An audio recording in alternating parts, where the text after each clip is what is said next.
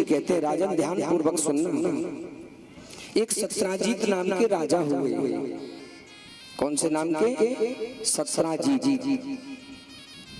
इनका एक भाई था, नाम था उसका प्रसेन। क्या नाम था? प्रसेन। ये जो सत्राजीत नाम के राजा थे,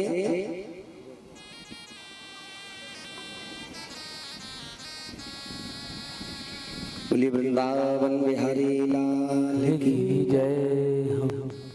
राजन, ये जो सत्राजीत नाम के राजा जो थे, इनके पास में एक स्यमंतक मणि थी। कौन सी मणि? स्यमंतक। और हे राजन, ये स्यमंतक मणि इनको प्रतिदिन 4 भार सोना देती थी। कितना? 4 भार।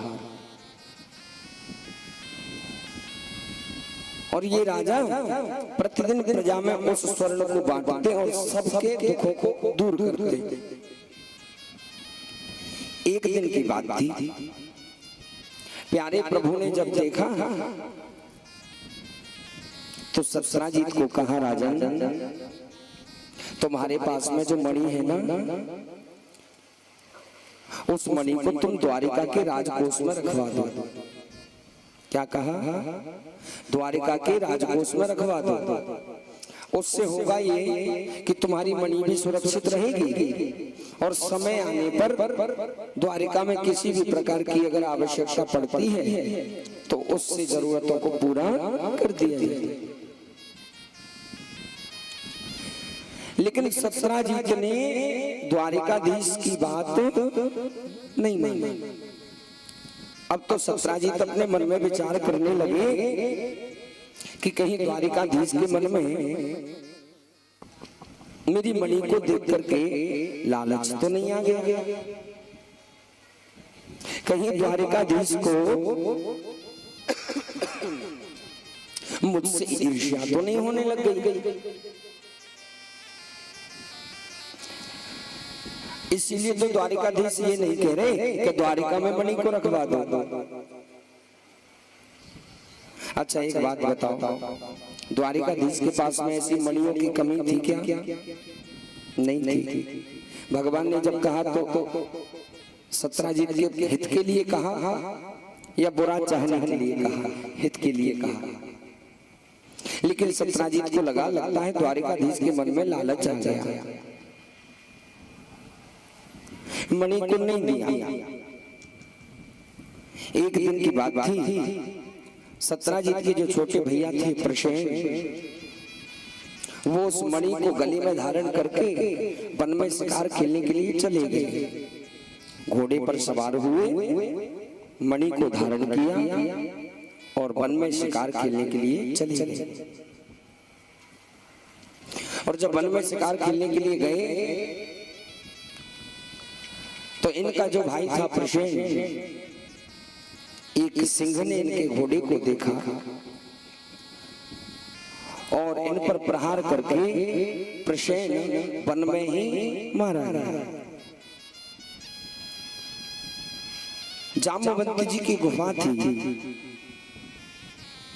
जाम्बवंती जी ने जब देखा प्रसेन मरा हुआ पड़ा है और ये सुंदर दिव्य चमकती हुई मणि जाम्बवंती जी को दिखी, तो जाम्बवंती जी इस मणि को लेकर के अपनी गुफा में चले गए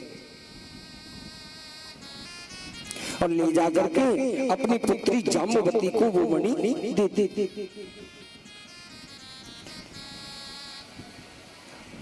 जब प्रसेन एक दिन तक वापस नहीं लौटा, 2 दिन तक नहीं लौटा, तो जानकारी करवाई गई कि महाराज के भैया नहीं आए, अभी तक कहाँ रह गए, क्या हुआ।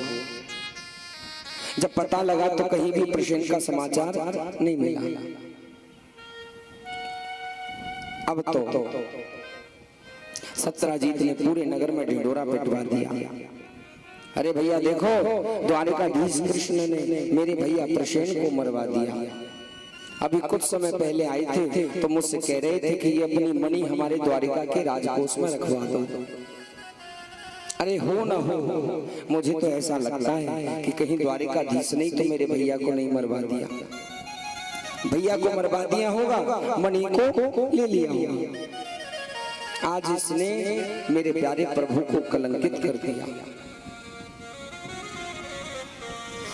बात जब प्रभु के कानों तक गई तो आज प्यारे प्रभु सत्राजीत के यहाँ पधारे। और जब सत्राजीत इस बात को कह रहे थे ना, तो नगर की जितनी जनता जनार्दन थी सब सत्राजीत के पीछे नारे लगा रही थी। आपने देखा होगा कभी कभी कोई सरपंची पे खड़ा हो जाए या कोई विधायकी पे खड़ा हो तो जनता उसका समर्थन कैसे करती है, हमारा नेता कैसा हो, फलाने फलाने जैसा हो, करती है कि नहीं। वैसे आज सत्राजीत कह रहे हैं कि द्वारिकाधीश ने मेरे भैया को मरवा दिया होगा और मणि को ले लिया। तो आज जनता भी वही कह रही है, अरे वो तो बचपन के चोर थे, पहले माखन चुराते थे, फिर गोपियों के दिल को चुरा लिया, अरे मणि को ले लिया होगा तो कौन सी बड़ी बात है। लेकिन जैसे प्यारे प्रभु को देखा तो आज वही जनता भगवान को देखती आपस में विचार करती है, अरे भैया जैसा हम समझ रहे थे वैसा तो नहीं लगता। इनको देख करके सशंख चक्रम शक्रीट कुंडलम शपीत वस्त्रम सरसीरुहेक्षणम, इनको देख करके ऐसा नहीं लगता कि ये इसकी मणि को लेकर के गए होंगे। ये तो बिना मतलब की इनको कलंकित कर रहा है। आज जो जनता सत्राजीत के संग में बोल रही थी भगवान को देख करके आज वो जनता भी बदल गई। सत्राजीत को लज्जित होना पड़ा, लेकिन प्रभु माने नहीं, भैया तुमने मुझे कलंक लगाया है, मैं द्वारिकाधीश जब तक तुम्हारी मणि की खोज नहीं कर लूंगा तब तक मैं बैठने वाला नहीं। भगवान ने आज सत्राजीत की सभा में से 10-8 लोगों को लिया और संग में लेकर के वन की ओर गए। अब जैसे वन में गए तो घनघोर वन में जब जाने लगे तो जो लोग संग में गए थे उन्होंने कहा प्रभु अब हम तो जंगल में नहीं जाएंगे। भगवान ने कहा भैया तुम जाओ या ना जाओ मुझे तो जाना पड़ेगा, कलंक तो मुझे लगा है।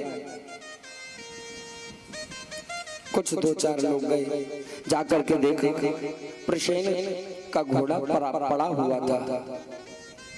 जब घोड़े को मरा हुआ देखा तो कुछ समझ में आया।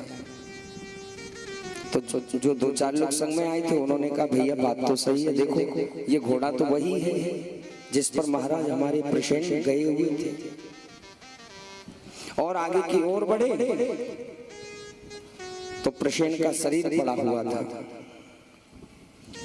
आपस में सब विचार कर रहे हैं कि कोई आया होगा, पहले घोड़े को मारा, जब घोड़ा मर गया तो महाराज प्रसेन को मारा, और जब ये भी मर गए तो मणि को लेकर के खुद चला गया होगा। लेकिन जिसने मारा होगा वो कैसा होगा। अब हम आगे की ओर नहीं जाएंगे, सब के सब वहीं खड़े रह गए। आज मेरे प्यारे प्रभु गए और जैसे ही आगे की ओर बढ़े तो जाम्बवंत जी की गुफा दिखी। आज मेरे प्यारे द्वारिकाधीश उस गुफा में प्रवेश कर गए और गुफा में प्रवेश किया तो जाम्बवंत जी की पुत्री जाम्बवती उस सुंदर चमकती हुई मणि से खेल रही थी। जैसे आज प्रभु ने मणि को देखा तो कहा बेटा ये मणि तुम हमें दे दो। और जैसे आज जाम्बवती ने सुना कि ये मणि हमें दे दो तो जाम्बवती प्रभु को देख करके रोने लग गई। पिताजी पिताजी देखो देखो ये कौन आया है, कहता है मणि हमें दे दो। पिताजी ने जैसे आज भगवान को देखा तो जाम्बवती जी तो अभिमान में थे। अरे बालक तेरी इतनी हिम्मत हो गई कि तू मेरी गुफा में आ गया, और मेरी गुफा में आया सो आया मेरी पुत्री से मणि को मांगता है।